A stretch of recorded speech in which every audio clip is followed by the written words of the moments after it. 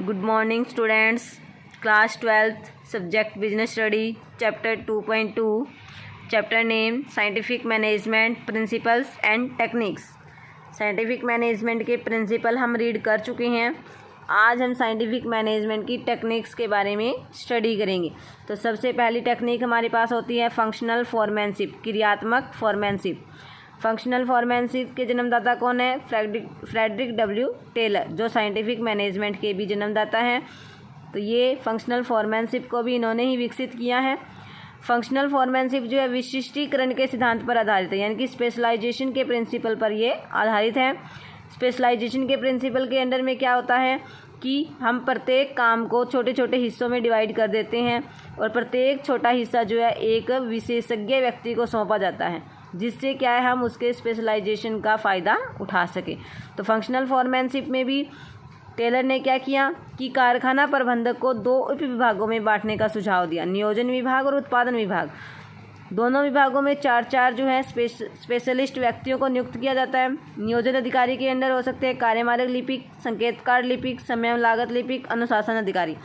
ऐसे ही उत्पादन अधिकारी के अंडर में हो सकते हैं टोली नायक, गति नायक, मरम्मत नायक और निरीक्षक।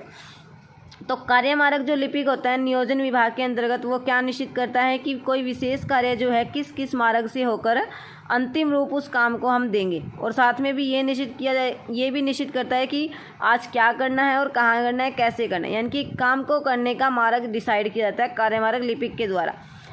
इंस्ट्रक्शन कार्ड क्लर्क यानी कि संकेत कार्ड क्लर्क, ये क्या करता है कि लिपिक श्रमिकों के लिए संकेत कार्ड तैयार करता है। ठीक है, इन संकेत कार्डों में क्या क्या इंस्ट्रक्शन है एम्प्लॉयज़ को दी होती है, काम को करने का तरीका, काम की प्रकृति क्या है, किस तरीके से काम होगा, कौन सा मटेरियल प्रयोग होगा, कौन सी मशीन का यूज़ करना है, यानी कि काम को करने के लिए संकेत प्रदान करता है कौन? संकेत कार्ड लिपिक। आगे होता है हमारे पास time and cost clerk. Time and cost clerk क्या डिसाइड करेगा? काम को करने में कितना टाइम लगेगा, कब काम शुरू होगा, कब समाप्त होगा, और साथ में क्या डिसाइड करता है कि काम को करने की कॉस्ट कितनी आएगी। Discipline officer. डिसिप्लिन ऑफिसर क्या सुनिश्चित करेगा कि जो काम किया जा रहा है वो व्यवस्थित तरीके से हो रहा है या नहीं हो रहा है, सही तरीका जो हमने डिसाइड किया था उसी के अकॉर्डिंग काम किया जा रहा है या नहीं किया जा रहा है, ये कौन देखेगा? Discipline officer. ऐसे ही उत्पादन विभाग में हमारे पास 4 स्पेशलिस्ट होंगे। गैंग बॉस यानी कि टोली नायक। तो नियंत्रण के उद्देश्य से हम क्या करते हैं कि श्रमिकों के अनेक समूह टोलियों में बांट देते हैं, यानी कि श्रमिकों के अलग अलग टोलियाँ बना जाती हैं। प्रत्येक टोली में क्या बना देते हैं हम? एक लीडर बना देते हैं, जिसे क्या बोलते हैं? टोली नायक कहते हैं।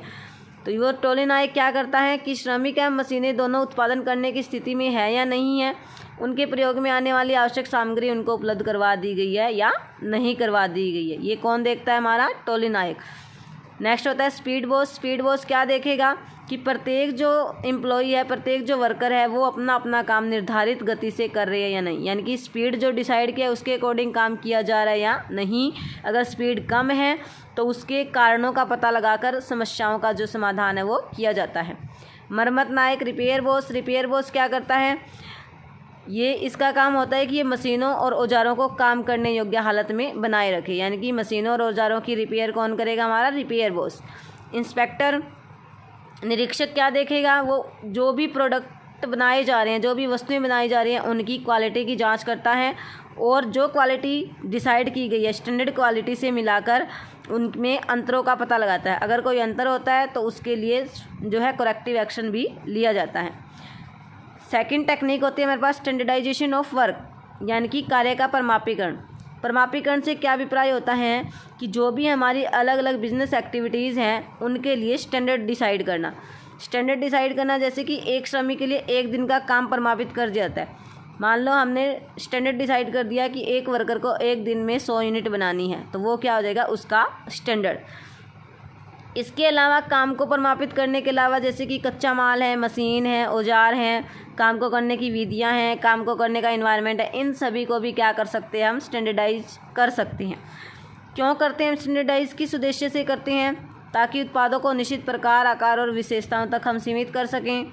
एक जैसे उत्पादों का उत्पादन करना ताकि उन्हें आसानी से एक दूसरे के स्थान पर हम प्रयोग में ला सकें।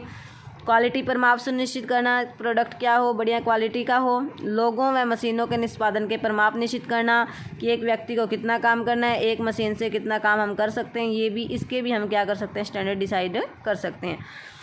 थर्ड होती है हमारे पास सिंप्लीफिकेशन, सरलीकरण।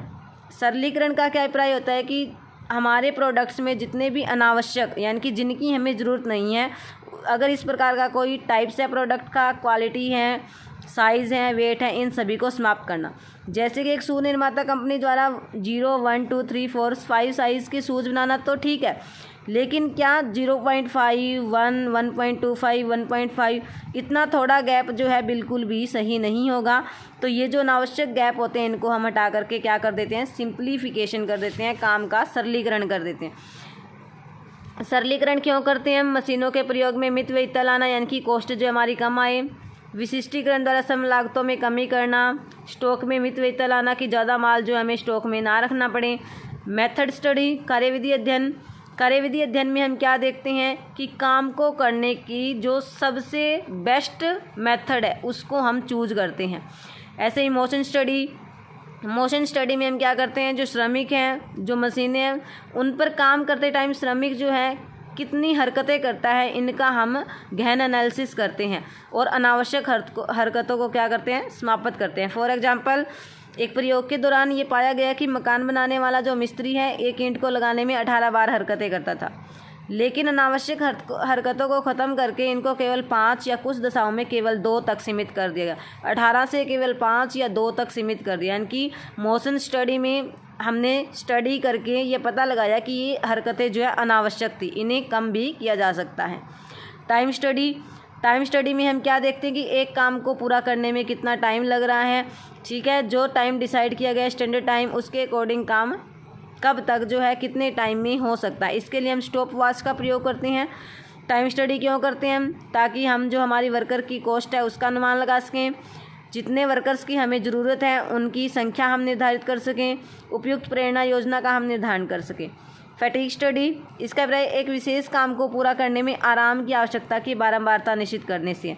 फैटिग स्टडी में हम क्या देखते हैं कि कितने टाइम बाद जो है एक वर्कर थक जाता है, उसको रिफ्रेशमेंट की ज़रूरत होती है। तो थकान के जो है अनेक कारण हो सकते हैं, जैसे कि काम की लंबी अवधि, काम की घटिया दशाएं, अनुपयुक्त काम, बॉस के साथ खराब संबंध, कुछ भी कारण हो सकते हैं। फैटिग स्टडी के अंदर हम ये पता लगा सकते हैं कि एम्प्लॉयज़ जो है किस वजह से थकावट महसूस कर रहे हैं, कब उनको आराम की ज़रूरत है। Differential wage system, differential piece rate. Differential wage system जो है टेलर के द्वारा बनाई गई है। टेलर क्या कहते हैं कि जो एम्प्लॉई स्टैंडर्ड परिमापों के अकॉर्डिंग काम कर रहे हैं उनको ऊंची दर से हमें मजदूरी दी जानी चाहिए, और जो निश्चित टाइम में परिमापित काम को पूरा नहीं करते हैं उन्हें नीची दर से मजदूरी दी जानी चाहिए। फॉर एग्जांपल, एक दिन का स्टैंडर्ड काम जो है हमने 20 यूनिट डिसाइड किया हुआ है और मजदूरी की 2 दरें हैं, 5 रुपये और 4 रुपये, ठीक है। जो एम्प्लॉय 20 की 20 यूनिट बनाएगा उसको हम 100 रुपये दे देंगे, 20 गुणा 5, और जो एम्प्लॉय 20 से कम मान लो 18 यूनिट बनाएगा तो उसको हम कितनी देंगे, नीची दर से, क्योंकि उसने स्टैंडर्ड से कम काम किया है। 18 गुना 4, उसको 4 वाले देंगे, यानी कि नीची मजदूरी दर देंगे उसको ओनली 72 रुपीज़ मिलेंगे।